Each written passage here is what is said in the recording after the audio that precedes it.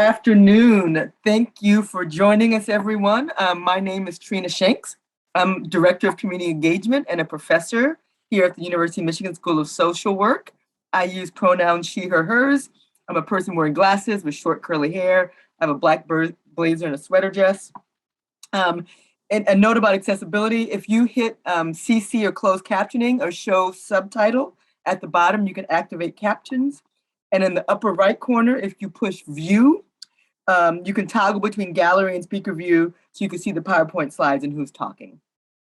We have a very special session today in exploring BIPOC elected officials, so officials who are Black and Indigenous people of color. We will discuss what it's like to serve in office as a person of color, how to learn more about running for office if you're interested in that, and why representation in politics matters. As a note to students who are in our Engage community class, our panelists, make sure you stay on after the official webinar ends to have a debrief. And if you go to the next slide, I'd like to do a land and labor acknowledgement.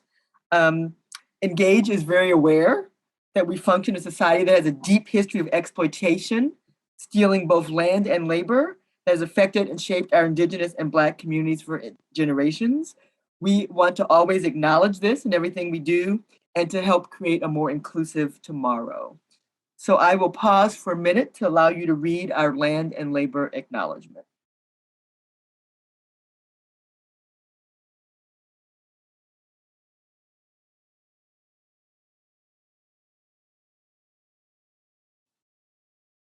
Thank you. Next slide. I'd like to introduce our Engage team. We have wonderful people who work to make these webinars happen. Sonia Harb is Director of Engagement for Detroit. Aisha Ghazi Edwin, who will be moderating in just a second, is Adjunct Lecturer and Program Manager for Engage. Fatima Salman is also a Program Manager for Engage. We have wonderful interns, Leslie Long, who started this semester, Cleo Walsh, who's been working with us since last term. And even though she isn't on here, we got one more field student, Annika Sproul. So we are thankful for everyone who works with us on the Engage team. And with that, I will hand it off to Aisha to moderate our session today. Thank you, Trina. Welcome, everyone. Thanks for joining us. Again, my name is Aisha Ghazi Edwin. I use the pronoun she, her, and hers. A short descriptor, and we do this to make the session more accessible for everyone. I'm a person with short black hair, and I'm wearing a red shirt. And I'm going to be co-moderating the session with someone who I'm excited to introduce in a few minutes. So to all participants, to all the audience members, again, this is meant to be an interactive session. So if you have questions, please put them in the chat. We'll do our best to answer them, and we'll even unmute you and give you a chance just to ask the questions.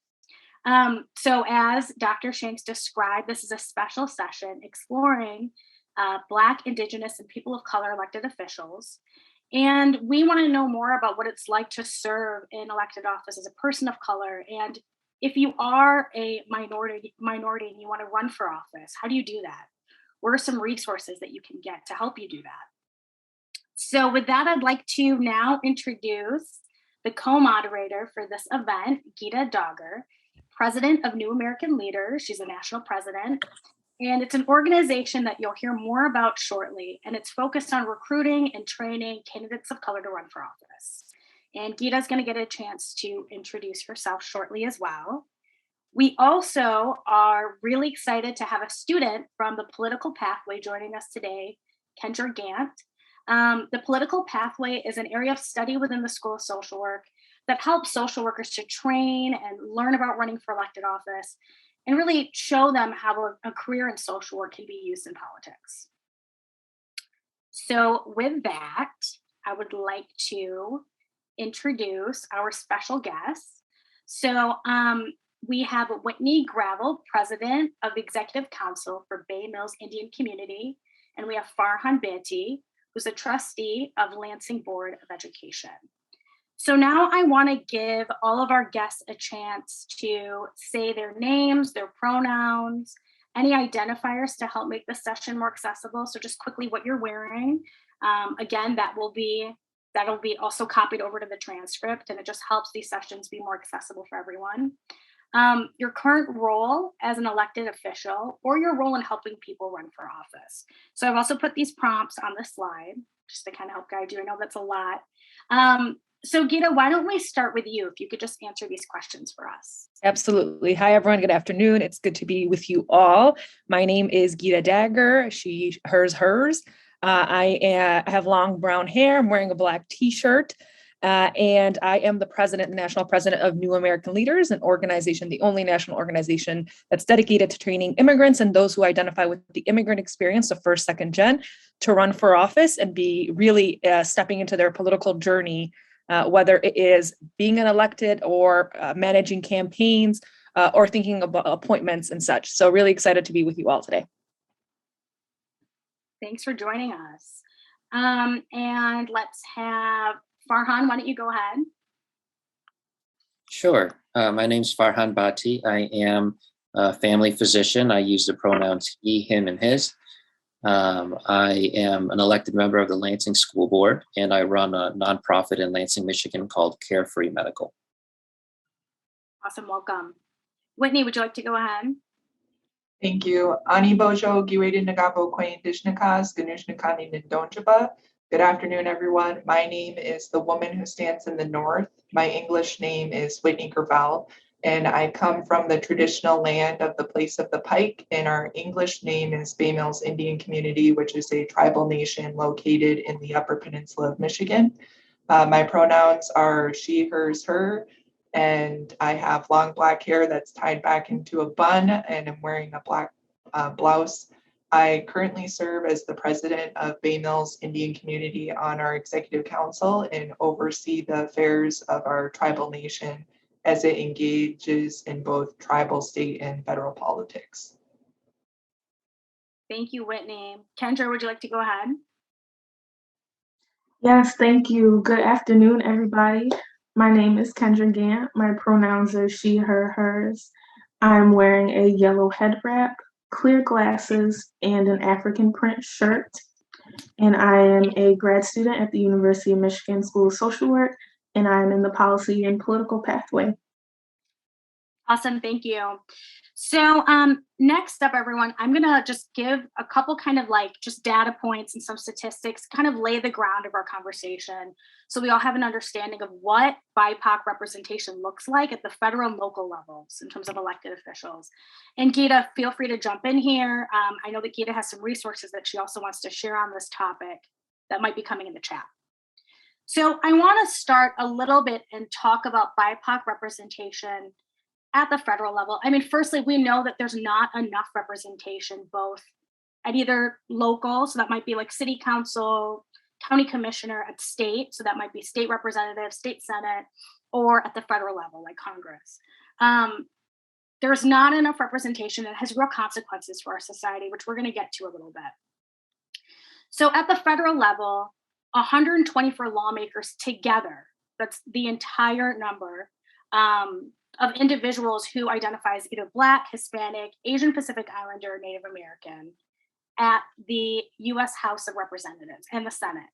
So only 23% at the federal level identify as BIPOC. However, this percentage has doubled from about a decade ago. So if you look at the bar graph, and I apologize, some of the graphics are a little bit hard to read. If you look at the bar graph on the right-hand side, that's from a study by the Pew Research Center, and it shows that from 2001 to 2021, all non-white elected officials at the federal level have grown. And it's grown in, you'll see Black is yellow, Hispanic is dark orange, Asian American is light blue, Native American is dark blue. Hispanic or Latinx representation seems to have grown the most, which is from about 19% in 2001 to I believe about 46% in 2021. So it's good to say that like things are changing, right? I mean, currently we have our first woman vice president who also happens to be Black and South Asian, which is amazing. So things are changing. Gita, I don't know if you want to jump in here and add anything. There's absolutely been a lot of improvement over the last 5 to 10 years. But that is not something that we just woke up and is happening. It's a result of long-term investments in communities of color in particular. And it's really wonderful to see new heights being reached, but that also still means that those barriers that exist for us are still very much there. And we have to be very proactive about how we go about running for office, how we engage, the decision to step up. I was actually just on the Hill last week actually, and you can definitely see more diversity than it was 10 years ago when I would go and do advocacy days and lobby days. But I think we still have so much growth and so much opportunity as new Americans, as BIPOC. And we can talk a little bit more about what that looks like. But I think it's really important to acknowledge the growth that we have had, the new heights that we have reached, but also to be very cognizant of how much more potential we have. And we'll talk about what that looks like in terms of representation as well. Yeah. And just a quick correction. So on this bar graph, this is not percentage, this is total number. So you'll see the total numbers have increased over time. Thanks, Trina. So let's talk a little bit about, and Gita, again, please feel free to jump in. At the local level, what does diverse representation look like?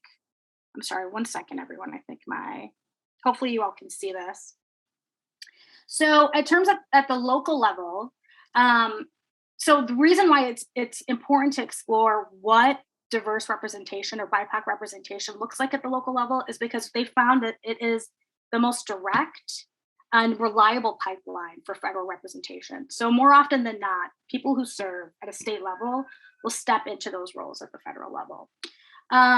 So at the local level of representation, Black Americans account for 9% of state legislatures, but make up 13% of the population. Latinx only account for 5% of state legislatures, but account for 17% of the population. Asian Americans are 1% of state legislatures, but are 5% of the population. So as you can see, we have a ways to go, but local representation is important because that usually ends up being who represents us at the federal level. And there's real consequences, which we'll talk about later, when we don't have diverse representation. Gita, do you want to jump in about anything here that you've seen as your organization? I think it's important to note that some of the challenges, but also opportunities that exist at a local level are much more accessible for running for office. Local elected office, whether it's school board or city council or library board or county commission, are really great opportunities. One of the things that I will say, it's something like less than 17% of elected local offices actually have people who run for them. So incumbents sit there for a very, very, very long time across the country. And that is something we've talked about greatly, and especially as school board conversations have been at the prime of this pandemic, whether it's masks, whether it's vaccine requirements, virtual or in person. So there's a ton of opportunities that exist around school boards, around city council. And of course, there's challenges that come with all of them, but the opportunities are even greater. Yeah, that's great to know, Gita, that usually those are seats that people will sit in for a long time. But they are also can be like the pipeline, right, to rising and serving in other levels of government. Running for local office is a really important way of building your base. Obviously, you should be doing that if you have political aspirations always, or if you're a community-centered leader, which we always encourage, in particular, new American leaders. All the folks that come and get trained in our organization are all community-centered leaders. And that's intentional in that they have their own base that they have been building organically over time with their work. You know, it's really wonderful to aspire to run for Congress, and we want to reach those places and those heights, but it's important that you have a base that has grown over time, whether it's starting with school board or whether it's city council or whatever it might be. It's a more successful formula if you have a base where you have been working with organizations, institutions, different neighborhood associations, and you really have engaged and know your constituents and your base along the way and in the progress around that. Right. So even like starting out and serving in like boards and commissions, right? That can be a great way. That can be a stepping stone to running for city council or county commissioner. Yeah, absolutely. Really quickly, in my prior role before taking this position, I was a director of appointments for Governor Whitmer. And this was the piece that I always drove home. There are over 350 boards and commissions that exist across the state on a variety of issues, whether it's the Women's Commission or the Iron Industry Museum, all the way in the UP. There's a board for pretty much everything. And all of those boards make very important decisions. So I highly recommend that folks look into those. I'll actually share the website and the application in the chat for folks to look at. And it's really important that there's not only diversity in terms of race, but diversity in industry and diversity in background and accessibility, in geography. And so I'll make sure that's included in the chat as well as an important resource for you all to check out, because as social workers, it's really incredible what you can bring to the conversation in terms of lived experience, in terms of how you talk about things. And it's often very much a missing link in the conversation and that policy making as well. Yeah, thank you so much for that. And thanks for driving the point home too, that as social workers, I mean, we are the activists who are on the ground in these communities, right? If there's some people, if there's anyone that should be at the table making potential budget or policy decisions about childcare issues, it should be social workers. So like Gita said, applying to boards and commissions at the state level, at your city level, can be a great way to get started. And it's important because going back to a little bit of these facts, so about 3/4 of lawmakers in Congress got their jobs after holding political office at either the local or state level. So that doesn't include boards and commissions, but it does include like city council, county commissioner, state rep. So who we elect and who steps into the local level elected roles usually ends up making up who runs our nation at the federal level. 14% of elected officials at the state level are minorities. And at the local level, elected officials are far more likely to be white, to be woman, to be over the age of 50, older than the general public, and older than the voting and different looking from the voting eligible public. So that's important because if the people running for local seats don't look like the demographics of the US, then eventually down the line, the people who are running our nation at the federal level also don't. Okay, so here's some additional statistics, which I just talked about. So unfortunately, according to this was also from a Pew Research study done in 2004, the demographics of elected officials at the local level still have not changed a lot. They're still, from 2004 to 2020, they're still predominantly women, white, over the age of 50. I want to talk, and we're going to talk about this more, because that's the whole point of this session. What is the impact to society when we see lack of diverse representation in the people who govern us both locally and federally? There's some studies that I want to drop into the chat.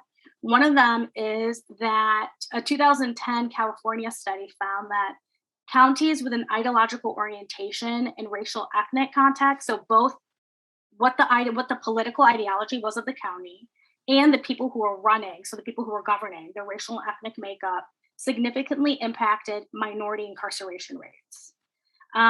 So that's significant, right? And that is something that affects our quality of life and our society. There's also less likely to create policies around affordable housing and public transit. And that's not across the board, but this is what some research has found. But I think most importantly, when we don't have diverse life experiences and identities represented in the people who are making our policies, then we can't make adequate policies. We can't make policies that help everyone because it's missing some significant life experience.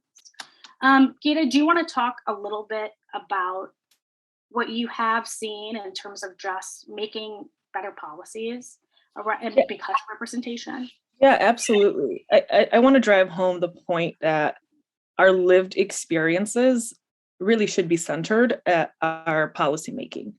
And that doesn't happen if we don't have people that look like us in elected office or in policymaking decision roles, whether it's appointments or elected office or being administrative staff in an administration or working in legislative offices. We are often, I'll tell you a little story. When I was doing policy and advocacy work before being in the political sphere, I would take really phenomenal policy white papers or suggestions for programs that could help solve an issue in a community to an elected official. And sometimes they would tell me, what are you talking about? This is not a real issue in my neighborhood, right? And what that taught me is that many of them were often really disconnected, whether it's because they had a second home that they lived in, or whether it was because they weren't knocking the doors, or there was just a disconnect because they had been in elected office for so long, they live a different life than those that are their constituents. And that became more prevalent the more I had conversations. It was actually the reason why I decided to start managing campaigns and running campaigns for new Americans in particular. But everything from the transportation administrator who might have never ridden a bus, a public transportation bus, right, is making decisions on that. And that affects everything from our families, our education system, our accessibility to jobs, right, and opportunities. And that's just one example. And so there's endless examples of that sort of nature of work and things that we are not in discussion. But I think there is nothing more relevant than the pandemic and the impact of the pandemic on all of our communities. We have been, the disparity between what has impacted us as BIPOC communities versus communities of color are of white communities are very different. We've had major economic impacts, health impacts that, have really shook our communities, to say the least. And I'm sure Farhan could talk at length about that, but that's because often we don't have leaders who look like us in those decision-making spaces and aren't taking into account what that looks like. And a big part of that, as we've been having conversations recently, is the reason that we need more Americans, more BIPOC people to run for office is that we can start addressing some of these pandemic issues that we've been talking about for the last 2 years. Yeah, absolutely. Disparities have increased across the board during the pandemic. So it's more important now, I think, than ever before to get people in office who look like the communities that they serve. I want to now shift kind of the conversation, now that we've kind of laid the groundwork and the understanding of what representation looks like. I want to shift the conversation to our panelists who both hold elected office seats, and just ask you about your guys' experience. So this is, either of you can jump in here and answering these questions, but I want to know from both of you, how did you decide to get involved in politics, or what motivated you to run?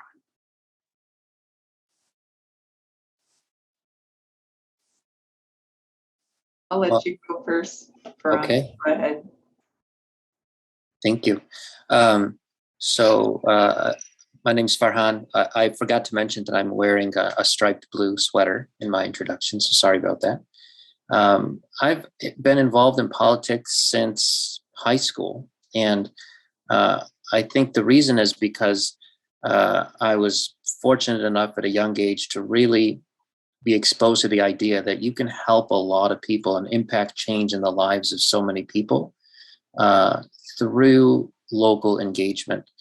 And it's actually completely true what was said earlier, that holding local office really is impactful and meaningful. On the school board, I've been really fortunate to be in my position as a Muslim American, as a physician, to be able to give voice to the struggles that people are experiencing during the pandemic. My school district in Lansing was the first school district in the state to require all teachers and staff to be vaccinated. And that was born out of conversations with my patients and with the community about what was important to them and what would make them feel safe sending their kids back to school. And so I also fully am in agreement with the idea of before running for office, I spent a great deal of time building a base here in mid-Michigan, to the extent that when it came time for me to explore running, the community was asking me to run instead of me having to introduce myself to the community as somebody who wanted to serve. And I think that's how it should be. I'm pretty old-fashioned in that respect, where, in college and in graduate school, medical school, I was running people's campaigns for the state legislature. I left med school for a year to run Virg Bonero's campaign for governor. And then more recently, I helped advise Governor Whitmer and Congresswoman Slotkin on healthcare policy. So having done all that, and then running a nonprofit that takes care of, that provides medical care to low-income, underserved people, many of whom are people of color, has given me some semblance of credibility, where I'm able to serve at the will of the community. And so that is the approach that I encourage all of us to take. Is if you've got political ambition, I 100% support that. But before you decide to run for higher office, see what you can do in your local community to make a difference that's meaningful and impactful, and will be noticed by the people that you want to serve someday. And then ideally they'll approach you and they'll say, we see the good work that you're doing. We want you to run for this, or we want you to represent us in this capacity. Thank you so much, Farhan. And Whitney, I want to also kind of shift some of the questions to you, because I know that you hold an elected seat with an Indian country, which a lot of people don't understand, and it might be different, right? Can you talk a little bit about like your community and your position and why you decided to run for elected office? Yeah, so I think it's important to note that when you're involved in tribal politics, they're very uniquely different than running at a local level, a state, or even a federal level, because as a sovereign nation, we all carry the same ethnic identity as well as a citizenship tied to our role that we play within our tribal nation. And so who you are as an individual becomes increasingly more important, including how you treat people, what you're giving back to your community, the ideas that you're elevating, and really the trust, and like Farhan said, the selection of your community to have you run as a figure. For me, my political journey started several years ago. I am an attorney by trade. And so after I graduated from law school, I had left my community for a very long time to seek higher education opportunities. And I was starting to reach back out to them, sharing ideas, sharing methodologies, societal changes that I thought we could engage in, that I had learned as a benefit of my education. When I had moved home, very similarly, I was selected. I had elders reach out to me and say, now that you've gone and done this, it's time for you to do the work here at home. And so the first position that I ran for was Chief Judge of Bay Mills Tribal Court. And so I started in that position, serving in a judiciary capacity and bringing transformative justice to our community, taking away criminalization of certain crimes, reducing incarceration rates, and focusing on, restorative justice. How can we heal the individual so that they're not repeating the crimes rather than just placing them in incarceration? And that began to develop, I think, my presence within the community, as well as, being a judge for a small community, a community that you are related to, is increasingly difficult, because you realize that your decisions will have a very direct impact on the families that are coming before you. And that is carried over into my position now as president of our tribal nation as well. It also makes the job a lot harder, because you could make a decision that may cost someone their job, that could put someone in jail. If you make a wrong move, you could be jeopardizing your own family and how you're related to them. And so it makes the process even more important that you're listening, engaging, and taking others' opinions into consideration, and then trying to find the middle ground of how do we execute a policy or a decision or some type of structural change that is really embracing and taking care of everyone. Shortly after I served as chief judge, I resigned to move into an in-house council attorney position for the tribe, and served under our former elected leader, Brian Newland, who is now the Assistant Secretary of Indian Affairs for the Biden administration. When he resigned, a similar process happened again, where the work that I had done as chief judge, the work that I had done as attorney, the roles that I was taking within my community had been recognized, and I was reached out to yet again to step up into the role to serve as president now of Bay Mills Indian Community. Thank you so much for sharing that, Whitney. And it sounds like even though both, Farhan and Whitney, you represent different communities, you're from different communities.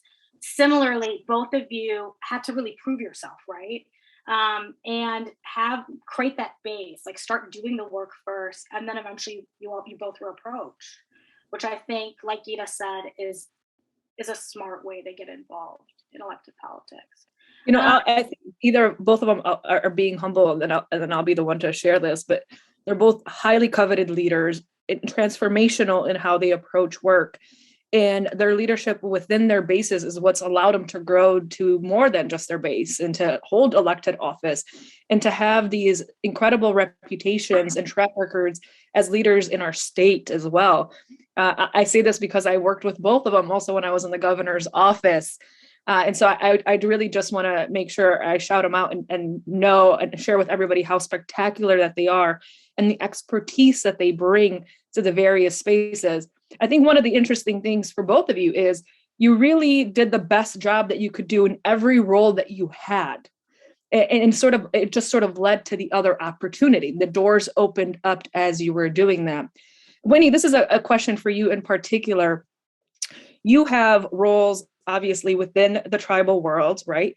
And then you also have roles outside of that at the state level. Could you talk about why you decided to have capacities in both?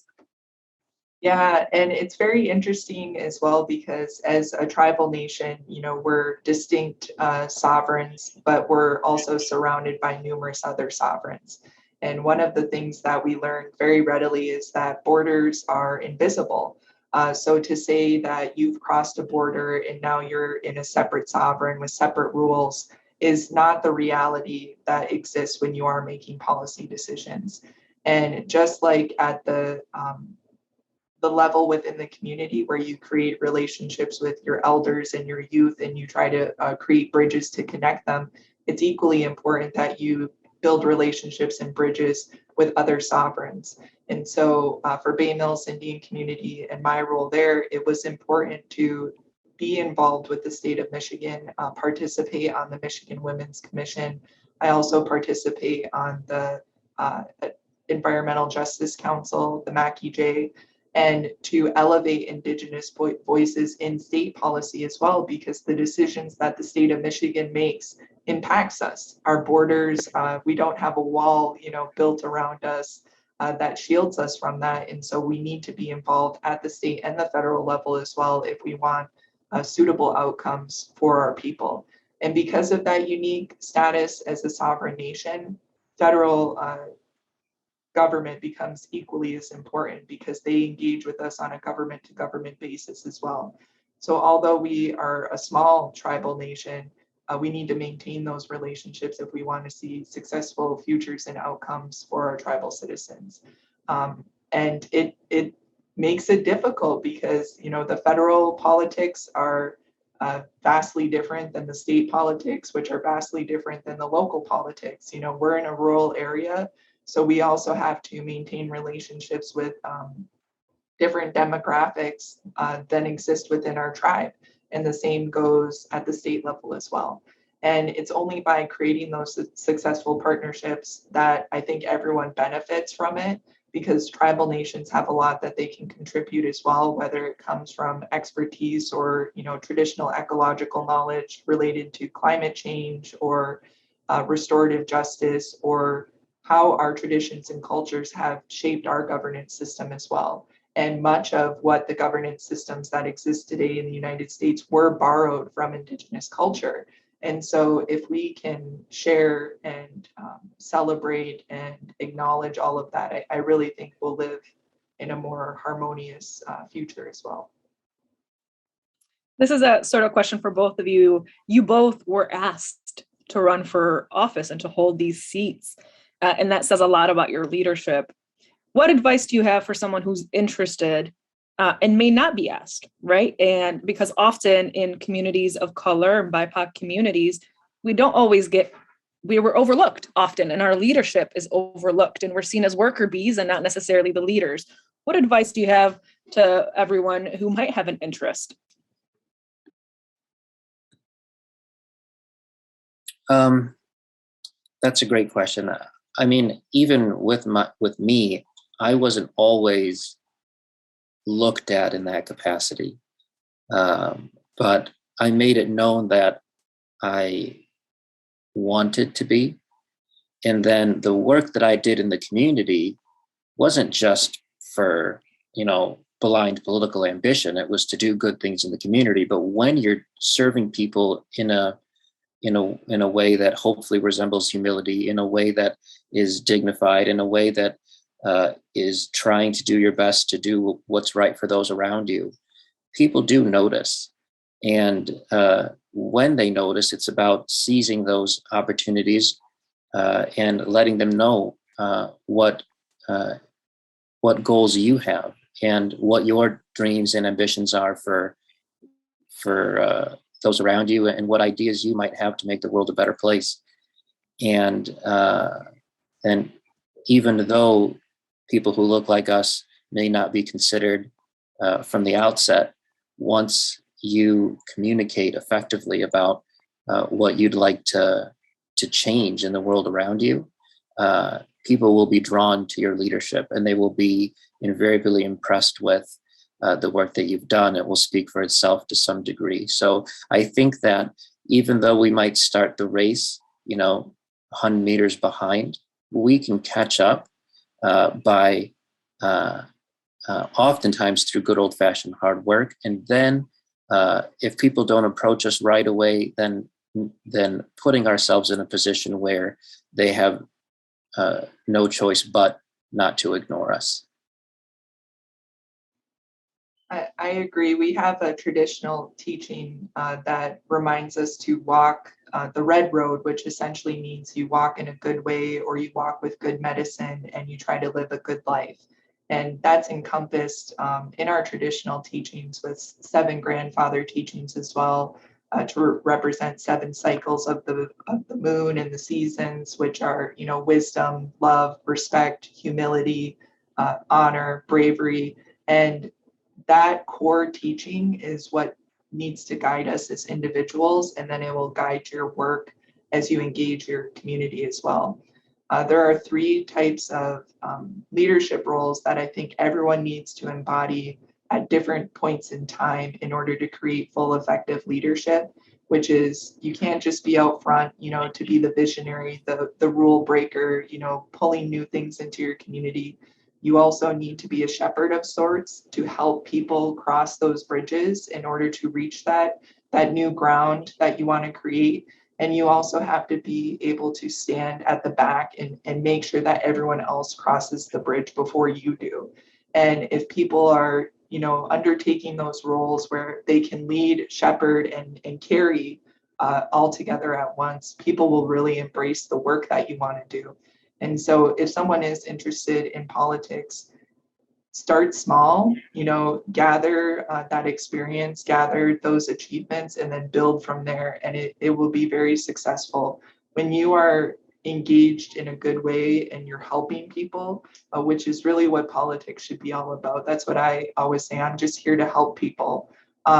They will embrace you, and then they will embrace the help that you're providing and the ideas that come with it as well. Yeah, those are both of your stories are just so powerful. Yeah, I think often when people think about the BIPOC title, right, as itself, as Black, Indigenous, people of color, which also includes New Americans and on, often the question is, what unites this group of people? What brings them together? How can they be in the same group? And that's often, frankly, the white supremacy that's existed in creating barriers for all of us to grow and to really embrace our own power, right? And so I'm wondering if you could share a little bit about what you have found most challenging in this space, because I think it's really important to also talk about the challenges and what has been most difficult for you as a leader who holds power in your elected positions. And Whitney, I know you have a time cap with us, so I want to turn it to you first, and then we'll go to Farhan. Yeah, of course.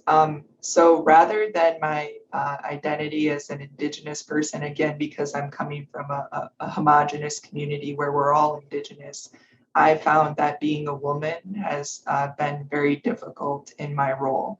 And also my age, I'm very young for being in this type of position. And if you look at the traditional structures within Indigenous communities, elders typically carry, more respect, more wisdom. They're more likely to be listened to.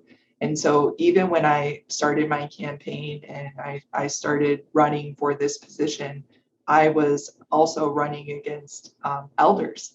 And I was, having to really face a lot of questions regarding my identity as a woman and then my identity as a youth in many people's eyes. And what it came down to, and where I feel a lot of people didn't take that into too much consideration, was my heart in the conversation. So when I was challenged, it was, yes, I am a woman, but this concerns, all of us. And I tried to remind a lot of people of our traditional teachings and the power that the matriarch carries, that there is a balance with everything in life. You have your matriarchs, you have your patriarchs, and so that there could be balance restored to the community as well. And what was very interesting is the first time that I was elected in 2021, it was a special election because our prior leader had resigned. And that was the first time in Bay Mills Indian community history that we elected an entirely female executive council. And that was a huge decision point, I think, for our community together as a whole, because we had never, ever done that. There had been plenty of other executive counselors that were all male, for many, many years, for many, many decades. And for the first time, we shattered that ceiling, so to speak, and that we had an all-female executive council. And that carried a lot, I think, for our youth and for future generations, that they could see that women could have a place in leadership, in politics, and could also help shape the future of our tribal nation. We did have a subsequent election this fall after the special election, and we're still 4 female on executive council with 1 male now joining us. But out of everything, even when being a woman, may lead to disrespect, or, sometimes people yell at you or treat you differently, at the end of the day, in engaging them in a humble way and, really keeping those teachings in mind, everyone eventually comes around. It just requires some patience and some kindness and sometimes some education. Thank you, Whitney. Farhan? Thank you. On the whole, I should start out by saying that I've been very blessed and fortunate to live in a community where, by and large, we're a very diverse and welcoming community. And although everybody who's watching this, everybody who's listening, can probably relate some experiences of challenges that their background has led to, including myself. I've been fortunate in that respect. My time on the school board, the last 4 or 5 years that I've served in that elected capacity, have been, by and large, positive. My background has been a net positive instead of a net negative, because of the diverse nature of the constituents that I serve here in the city.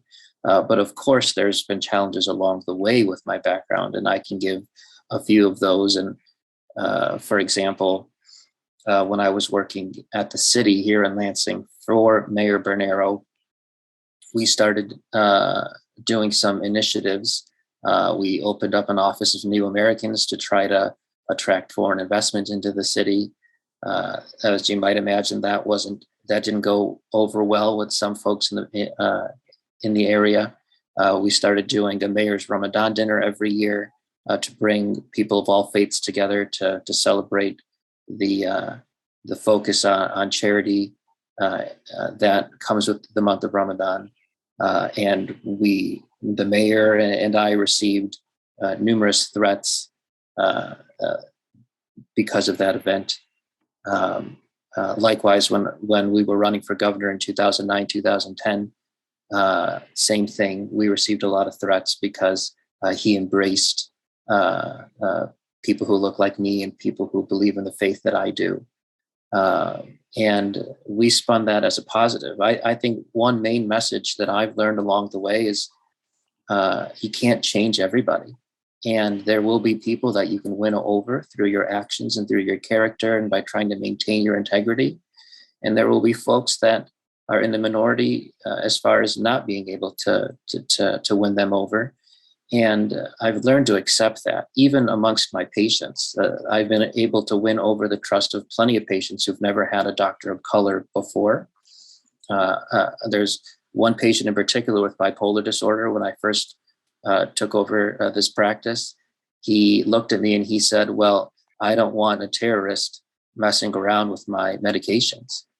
And that was a very difficult situation, but over the years, he's become my biggest advocate. And I think that's just a testament to, trying to rise above the challenges that come with being of a particular background and just trying to win people over with trust and with patience. And so my approach to politics is much the same, that there's going to be people who just trust me because of the way that I look. There's always going to be people who, believe it or not, compliment my ability to speak English, that are surprised when they hear me talk that I'm speaking fluently, because apparently it's not possible for people that look like me to have been born here. So I get frequently complimented on my fluency in English. And you just got to let that stuff brush off your shoulders and take it all with a smile and move forward and eventually win people over through your leadership and grace, I think. And I've tried to do that as best as I can.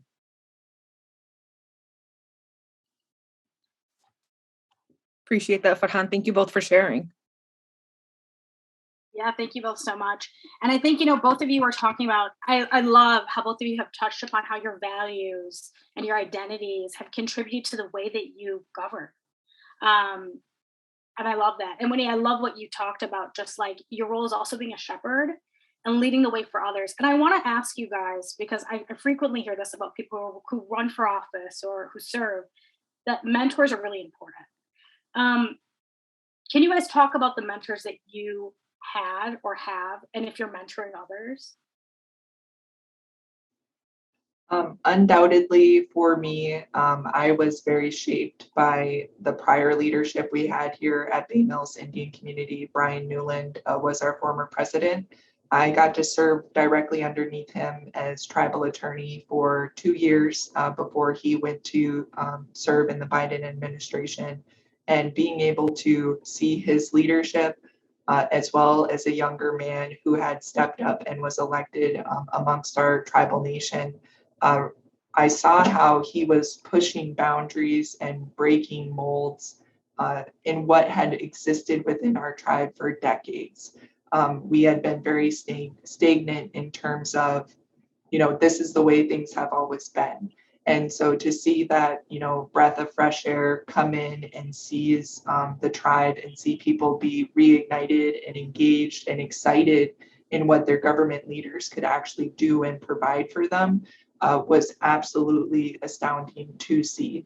And I often called him like my work dad. He was very much there to share lessons he learned with me. Sometimes he would make mistakes and we would debrief at the end of the day and he'd say, I'll try this differently next time, or maybe I should have engaged people in this way. He was constantly seeking ideas from other tribes about how they engaged in government and politics.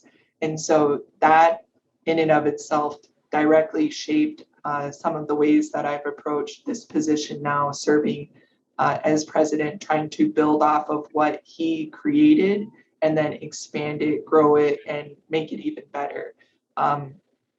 In addition, there are a lot of women in my life too, who I owe many credit to. One of them was my grandmother, who passed away last year. When I had first ran as chief judge, she sat down with me in a very stern grandmother way and said, "You've gone now, you've gotten your education, what are you going to do with it?" And so she was the one who pushed me to start giving back to my community, and she constantly guided that. She knew the sacrifices that were made in obtaining that education, and so she also wanted to see me succeed, but succeed in a way that would benefit our entire tribe. And so, seeing the balance between those, the elder in my life, as well as, the younger leader that was inspiring new generations, combined both of those that created who I am today, so to speak. That's great. Farhan, go ahead. I've had a lot of people shape my trajectory, starting with Governor Blanchard in high school. He was running for governor again against Granholm and Bonnier in the primary, 2002. And that was the first campaign I ever worked on.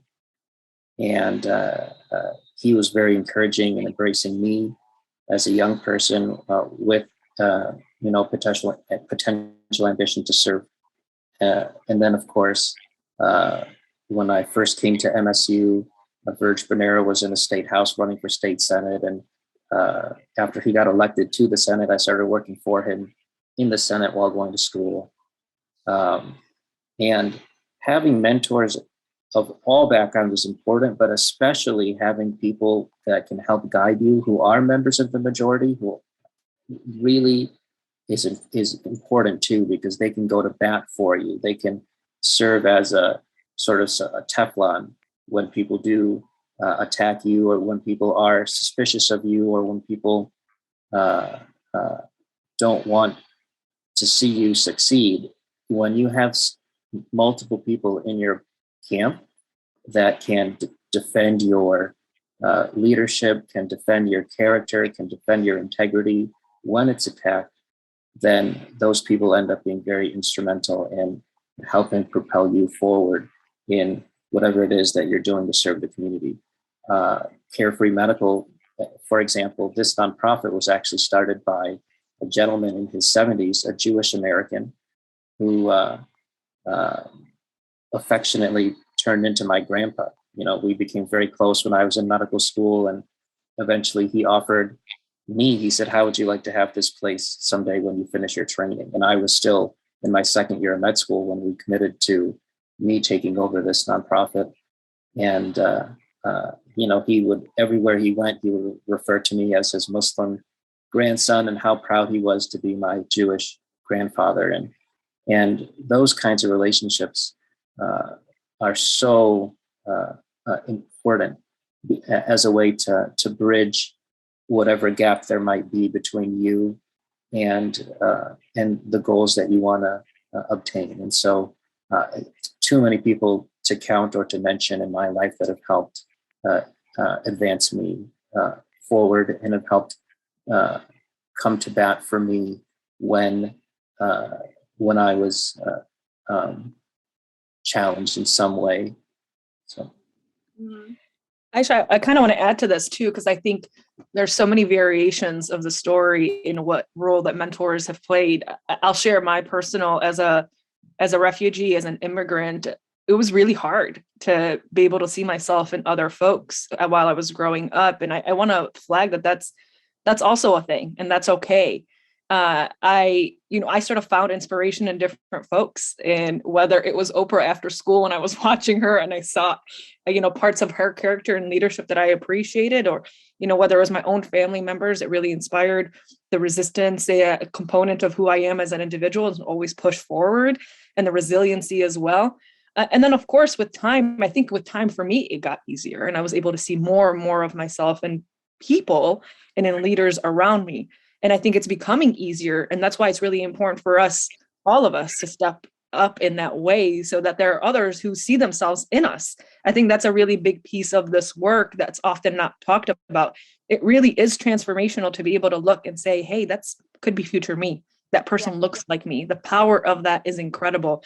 And so I just want to make sure we underline that. It really plays a huge role. It plays a huge role. I think that representation is so important. I mean, I remember growing up and never seeing anyone who looked like me in office. And the fact that some of you who serve might have another, BIPOC or marginalized kid look at you and think, if he can do it, I can do it, is huge. On the topic of mentorship, I want to bring in Kendra, our student. I knew we were going to bring it a little bit later, but I think that this is a perfect part to get you to jump in. So Kendra, you are, let me just put up your slide. You're in the political pathway. And I know that mentorship has probably been important to you, right? And just shaping your interest in this. Can you talk a little bit about mentorship and what you're doing in the political pathway program? Yes, absolutely. Thank you.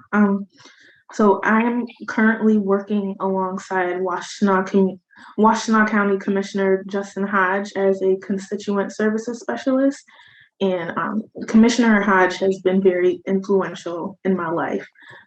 So he has been a wonderful mentor to me. Also, my professors, Dr. Price, Dr. Glover, Professor Rivera, they have been very influential in my life, and they are all, they would identify as BIPOC. So just finding my niche and finding my people in this program has been so important, and it has really filled me up in a way that is invaluable. Like, I cannot give words to describe how meaningful that is. And like you mentioned, I was able to see myself in these people, and it has really inspired me in the work that I do now. Yeah, I'm sure. Kendra, if you can talk a little bit more, I mean, I'm wondering too, or do you have plans to serve an elected office, or do you have aspirations to do that once you graduate? I actually do not have those aspirations. I have a unique perspective with this. So I'm more interested in behind the scenes roles, like a policy analyst, a civil servant, or legislative aide. I'm very interested in research. I'm very detail oriented. So I'm looking for those kind of roles. And that's what I really love about the policy and political pathway in the school of social work, because yes, you get tools to run for elected office, but you also get skills to use anywhere. And it's not, the pathway doesn't just focus on getting students into office, but to using their skills to the best ability wherever they may fit. Right. And I mean, I think one thing that we should say about the field of social work is people don't often see social work as a field that's well suited for politics. But in actuality, whether you want to run for office or you want to be the engine behind someone who's running and be feeding them that policy information, like you, Kendra, being a social worker and being trained as a social worker is unique because you get an equity lens to every single thing, right? If it's about education policy, you're looking at who's being left behind. If it's about transportation policy, you're seeing who's not getting adequate transportation. Can you talk a little bit about how you feel the political pathway has kind of shaped your understanding of just policy and equity?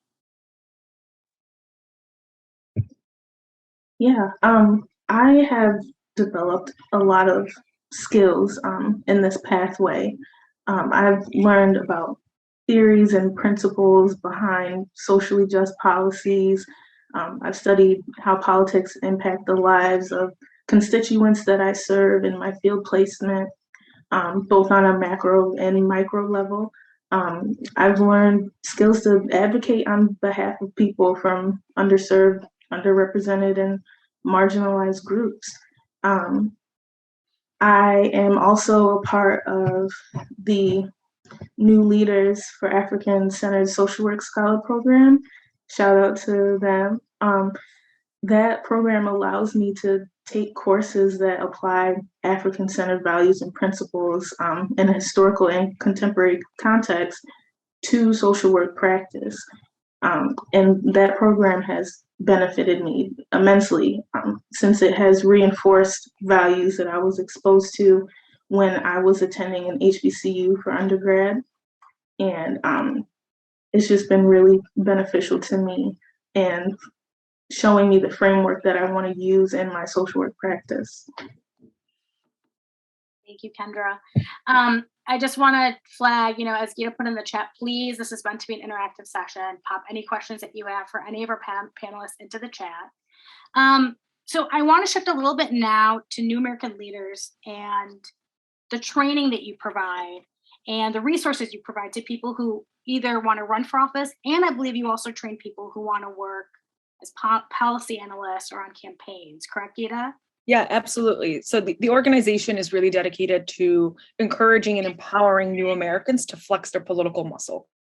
And that's in all different roles, whether it's to run for office, whether it's to manage campaigns, whether to become an appointee, or whether to serve its staff, right, in civil service is what we often call it. There is such an important role to play in all of those. I often say there's a role for everyone. And people like Kendra who say that they don't want to run for office are often the people that we need to run for office because they're not going for it because of the limelight. They're going for it because of the work.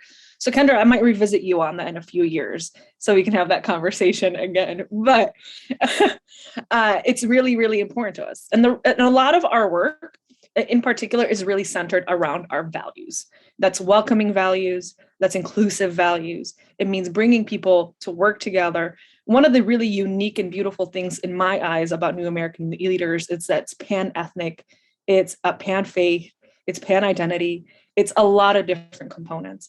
And one of the incredible things about when New Americans run, our identities are so intersectional, right? If I were to run for office tomorrow, I'm not just running as a woman, I'm running as an Arab, I'm running as a Muslim. And if I was to be elected, I'd be the first in so many buckets. And we don't often think about that. But in the same way that that's beautiful, it also has presented challenges. It's presented what I call sort of an opportunity for others to jump in and make comments about all of those identities as well. So in our trainings, we really have so much curriculum. It's particularly designed by New Americans for New Americans. And we often also have folks who join us who are allies of New Americans, like Indigenous individuals and also Black individuals. And not to also forget that I think often overlooked that a lot of Black individuals in this country are immigrants, whether they come from Africa or they come from, the West Indies or where they come from the Middle East, right? One of the things that you'll note in that, and I put in this in the chat in the report that I shared, that was the first report to ever look at New Americans holistically and to also include Black immigrants and those that come from the MENA region, the Middle Eastern and North African region. So those have not existed in any other study, which is really great. Our trainings are very much rooted in our values, like I mentioned. So there's multiple components of our trainings that we do. Our work itself is split into 3 buckets that you see on the screen. It's the run, win, and lead buckets. Our run buckets is really about training folks to be in those positions, right? So running for office, becoming campaign managers, doing legislative work, et cetera. Our win bucket is getting you to run and actually win. And a lot of that happens in our C4, the New American Leaders Action Fund, that does endorsements and trainings and et cetera. And the lead bucket is our network of elected officials who are New Americans, over 500 strong across the country. And one of the most powerful things about now overall, New American Leaders overall, is the community that it creates and the safe space that's created. While I'm president and I've only been president for about 6 months, I'm actually not a stranger to the organization at all. And I know the program really well because I was an alum of it in 2015 in Detroit. And I think Aisha was too as well. And we all did that together. And also Amina, who is on the call as well. But for me, I walked into the space and there was an automatic sense of home for me. It's because I saw people who shared my values, who didn't ask me where I was from with that tone, right? And they weren't questioning why I cared or why I thought it was so important that we did this work. But all of our conversations were grounded in our values. And the beautiful thing about that is it allows you to transcend issues and politics when you talk values. Whitney and Farhan have both talked about, and you'll notice they mentioned a lot of values without explicitly saying that they're values. Things like community, opportunity, kindness, equity, access. These are all values that have been peppered throughout this conversation. Inclusion, right? These are all love. These are all different values that have existed. And when you are able to tell your own story, your lived experience, and what you want your community to look like through the lens of those values, you bring so many people along. We're often hearing more conversations about how did that community elect that person? They're so different, right? Or how did this more conservative community elect this really progressive individual? I'm hearing that a lot more. And that's because those campaigns that are being run are run in our values. Just to give you a little bit of background about what the actual trainings look like, I think it's important to share that here. Our staple training is called the Ready to Lead training. It happens multiple times a year. Our work is done regional with core states that we have in mind. Michigan is absolutely a core state of ours. We have a very deep network of alum here. And the training itself it does a little bit of exploration about your why, does exploration about your identity and how you talk about yourself. We do a lot around messaging. And it's messaging, it's not all about the roses and butterflies and rainbows. It's also messaging about really tough issues and some of the misogyny and the xenophobia and the discrimination that we do face on the campaign trail, because they're almost guaranteed in today's political landscape, especially with, sort of the white nationalism that's been on the rise in the last, especially the last 4 or 5 years. And so we have some very real conversation.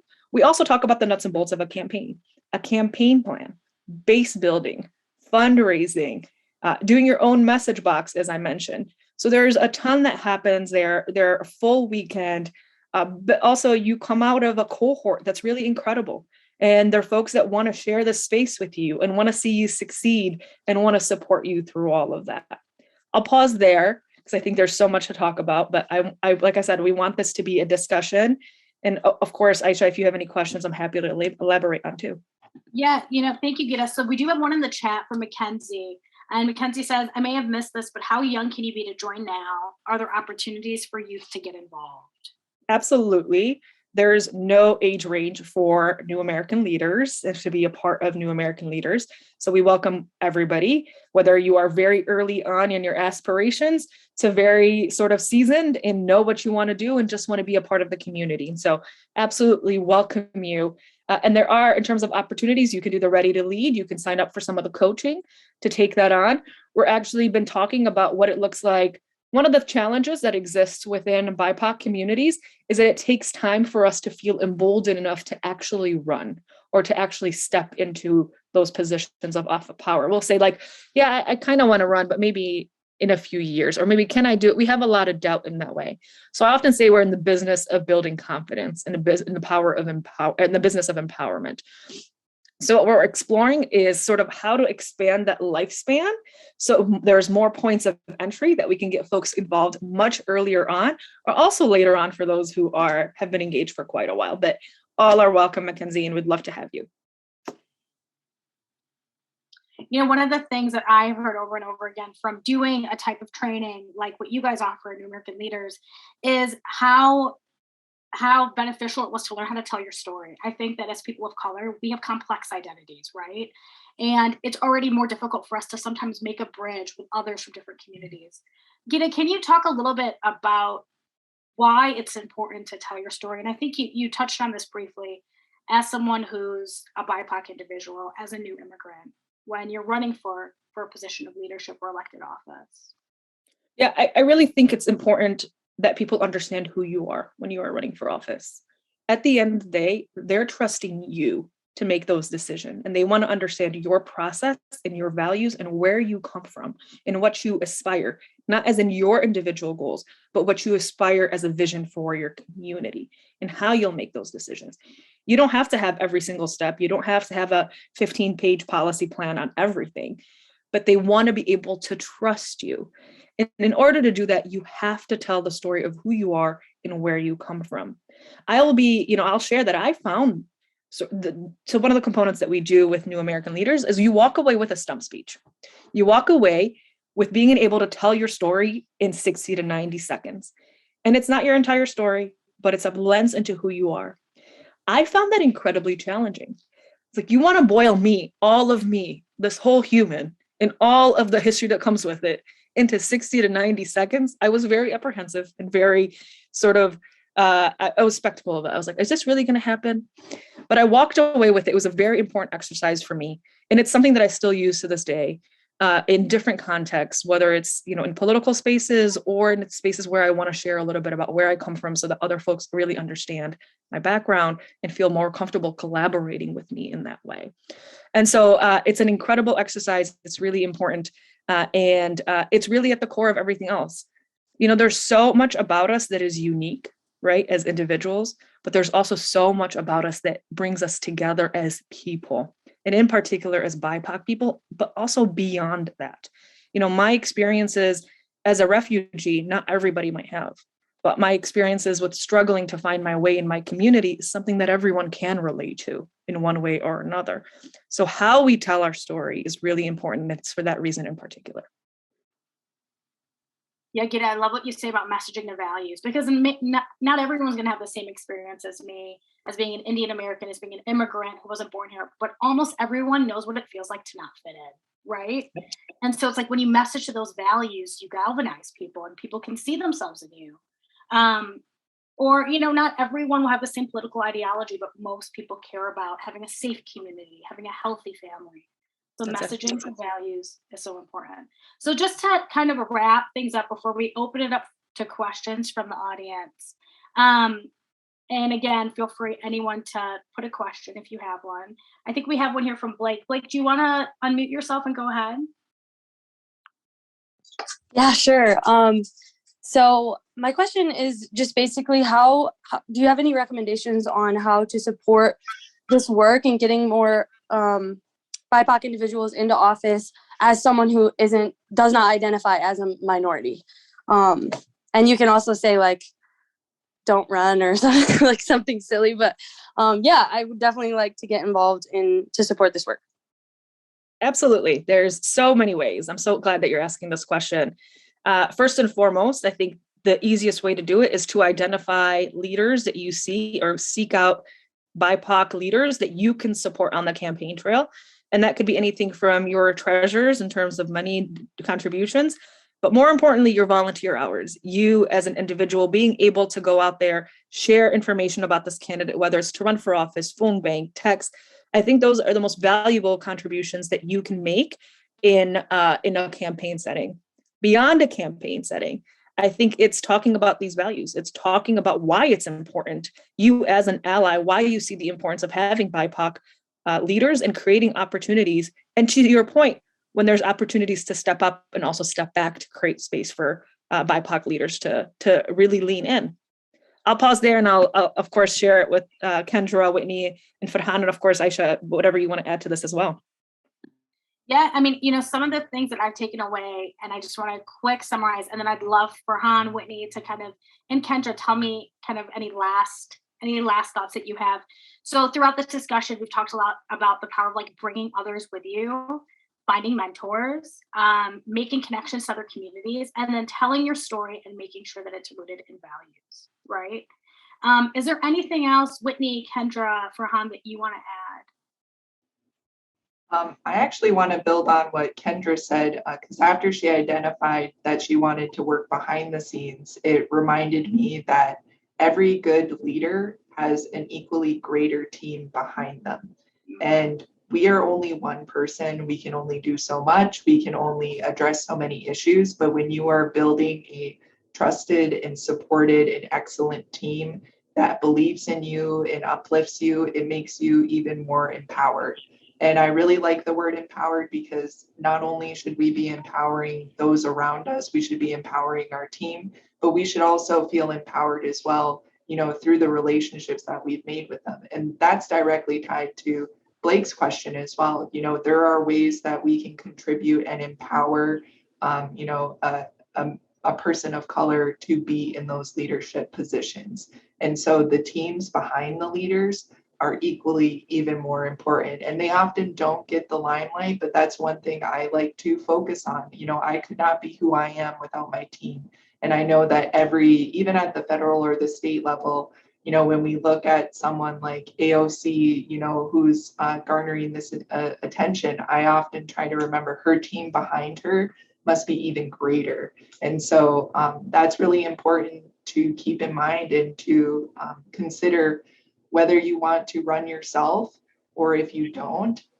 Building your team and having someone you trust and you empower each other will make your platform even better. Yeah, and I can build on that too. Before I met Virg Bernero, just as an example, he knew nothing about Islam, about Muslims. He blank slate. except maybe what he had seen on television and all that.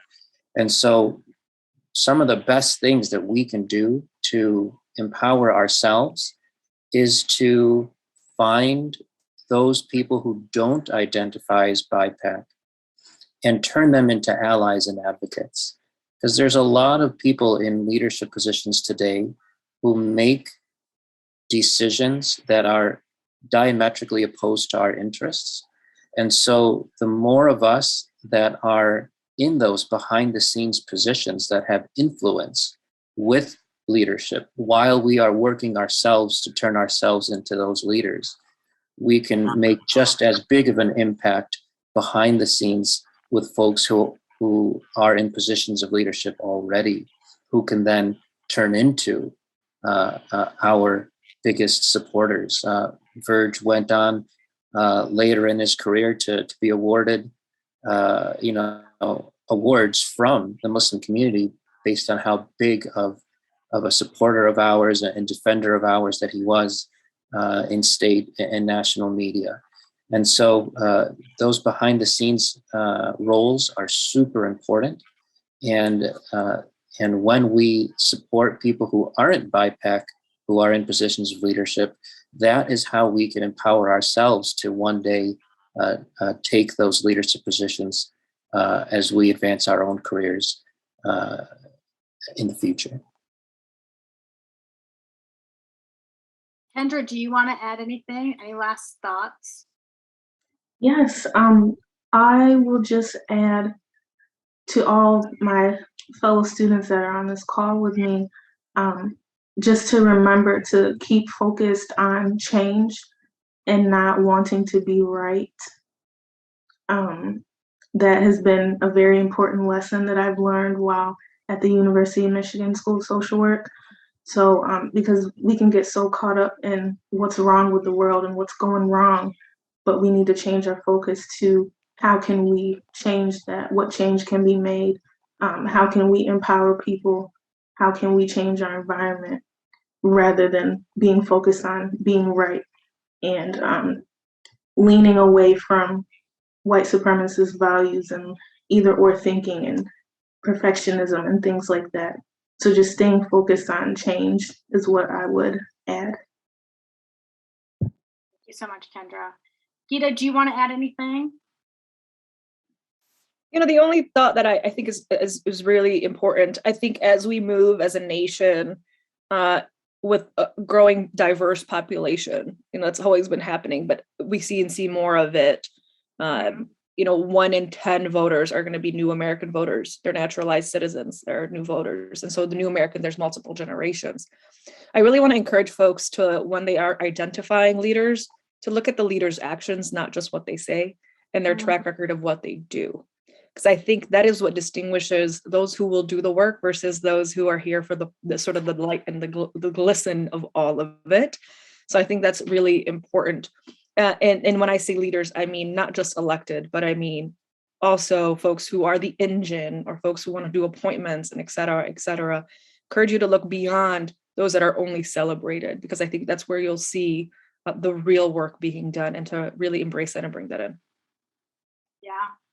And so many people on this call may end up being, executive directors of organizations, which is also a leadership position that's so important. So with that, I want to thank all the guests for joining us today. This was an amazing conversation. We will be sending out a list of resources shared during this discussion.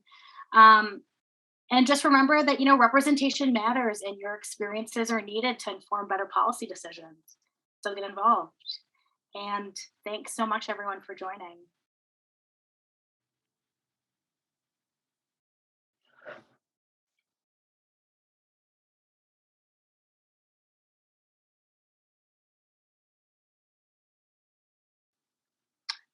Oh, and students of the Engaged Community class, if you can stay on for like 15 minutes.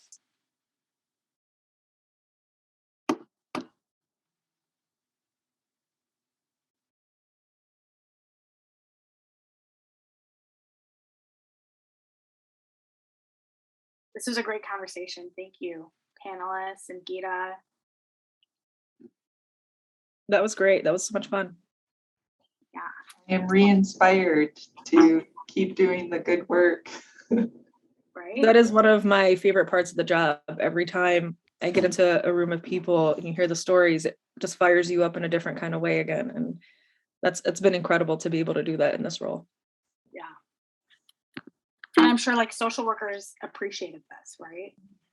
Actually, the last cohort that we just trained in Las Vegas, one of the participants was a graduate of the School of Social Work, a master's program, and is in Los Angeles and has aspirations to run for school board, and centered their entire stump speech about how they felt excluded as a gay man in their upbringing, and how nobody believed in him, and school was sort of a getaway.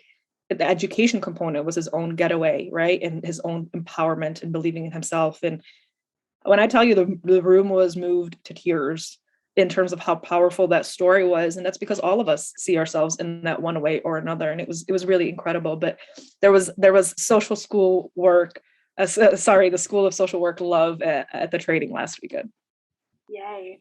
Yeah, I think that social workers, I mean, this is what they're trained to do, is to either like amplify the voices of community members or make sure they're speaking up on behalf of marginalized people. And I'm glad to see more and more social workers taking interest in running for office. And this political pathway is like a newly created thing. It hasn't been here forever. So Kendra, I love that you're in it. So we have a few minutes, and I'm gonna politely kick off some people who are not in the class. So for our students of the Engaged Community class, do you have any questions or thoughts that you'd like to share?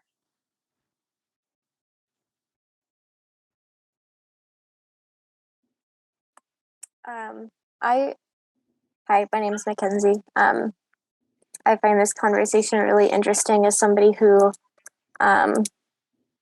moved around a lot and never really felt connected to a specific community. And so I'm wondering about your thoughts on like how to build that connection for people to like feel invested, to like get involved with like local politics and like the growth of the communities that they're in. That's a great question. I really think it starts with finding something that you're most passionate about at the end of the day, something that you feel moved by. Community, you start to build community around the things that you care most about. I moved around as a kid a lot as well, and because of wars in different countries. And I found it hard when we first moved here because I didn't really feel like I fit in anywhere, right? Like I wasn't American, I wasn't Arab enough, I also grew up in Sierra Leone, and that plays a big part of who I am and my culture. I wasn't Sierra Leonean enough. And I also always felt, because of my life experiences, so much older than my peers as a kid. And I really just started going towards the things that made me feel good and the things that I cared about in the past. And for me, it was organizing my fellow students, around things that I cared about, whether it was access to our libraries, whether it was our civil liberties. And for me in particular, like the reason I got engaged, it wasn't really a choice, it was a necessity. It was growing in a post 9/11 world where I saw my community being under surveillance, being sort of abusing the power or abuse of power towards my community. And so it just kind of trickles into one another. And before I knew it, thought I was going to go to med school, and here I am doing totally something different. Or I thought I was going to be pre-med, and I'm doing totally different, and have built a community around that. So I would really encourage you to find something that moves you or something that you care about. And once you start building those authentic relationships, and frankly, keeping an open mind to what might come with that, whether it's the people that you meet or any other sort of passion that might come out of it or organization that you get pulled into. Yeah. And I tell this to my students a lot. When it's similar to you, Gita, I thought I had a whole different path. I was going to go to law school. I was going to be a judge. And my career really meandered, and I got to know different communities. I worked for American Indian Alaska Native Clinic. I worked at Access, and I got to learn about different policies and equity issues. And then I ended up finding skills that I never even knew I had. So basically, let yourself meander, let yourself fail, and let yourself make connections with real humans and communities. because one day you could help to elevate people's voices and you could help to improve people's lives.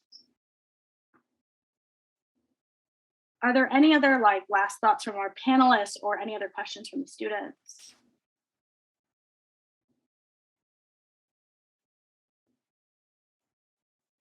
Kendra, I have a question for you. You sort of sit in the sweet spot between sort of like the panelists and also the students.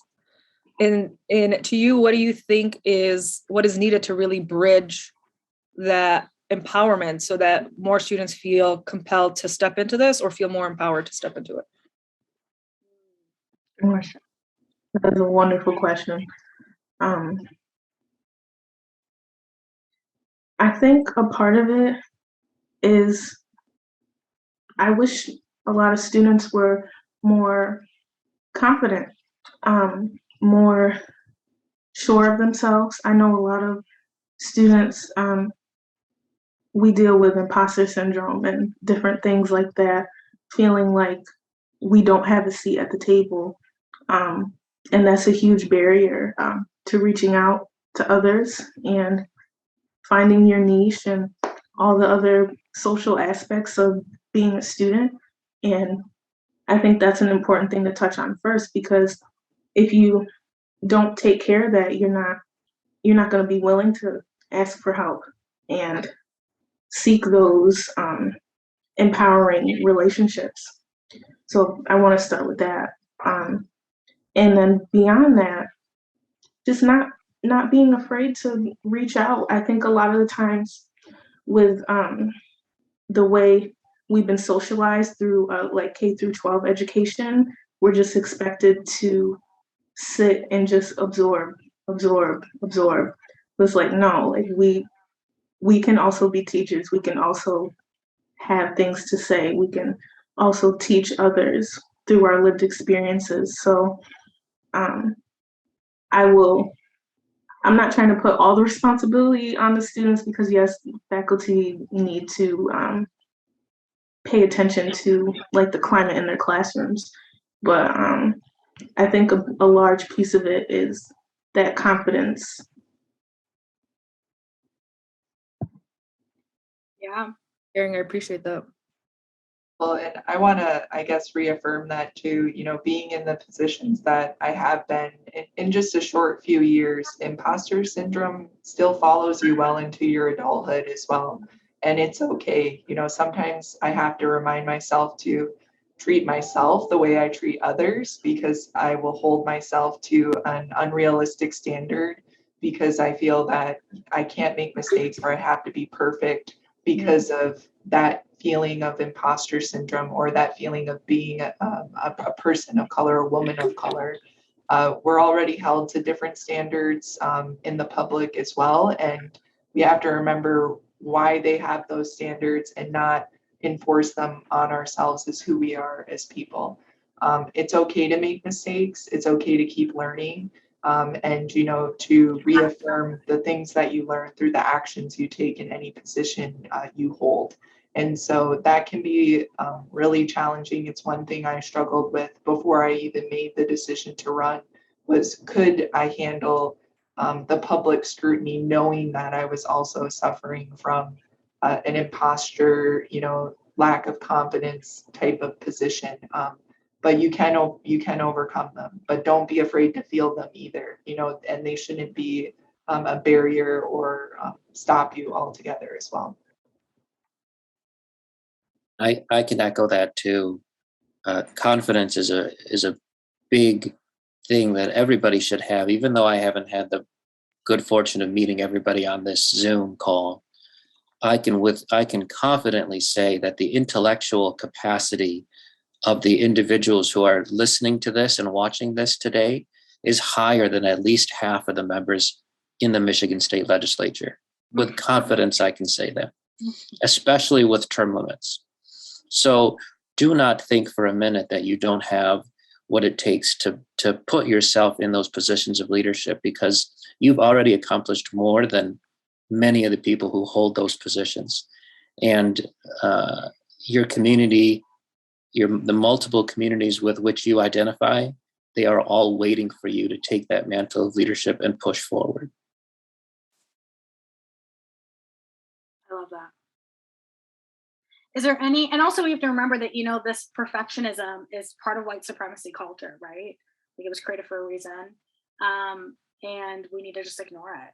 And it's something that we have to unpack because we'll probably deal with throughout our lives. Is there any final questions for our panelists? Comment? Aisha, I want to flag something that we didn't talk about and I think is important to acknowledge. There's a cost to public service, and I'm talking a financial one and an economical one. Mm-hmm. A lot of people don't run for office or don't want to pursue those positions because they're not necessarily either paid at all or they're not well-funded positions. Yeah. So I want you to know it's an acknowledgement that is very real.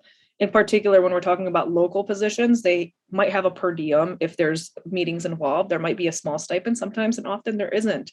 And at the state legislature, Michigan in particular, we are very fortunate that we're one of the 4 states in the country that has a full-time legislature that get paid and have a full staff to support them. So we are very fortunate. There's actually a whole report that I also can share with folks, and I can include that with Aisha with the resources that go afterwards around the state of pay and how the finances and the economics of running for office and being a public servant aren't set up to really support you and me and people who look like us. Because in particular, when we talk about these positions in state legislatures, our founding fathers created these state legislatures in their image, which meant land-owning white men with plentiful resources, which automatically excluded women, Indigenous folks, Black folks, people of color, and anyone who worked a regular job, right?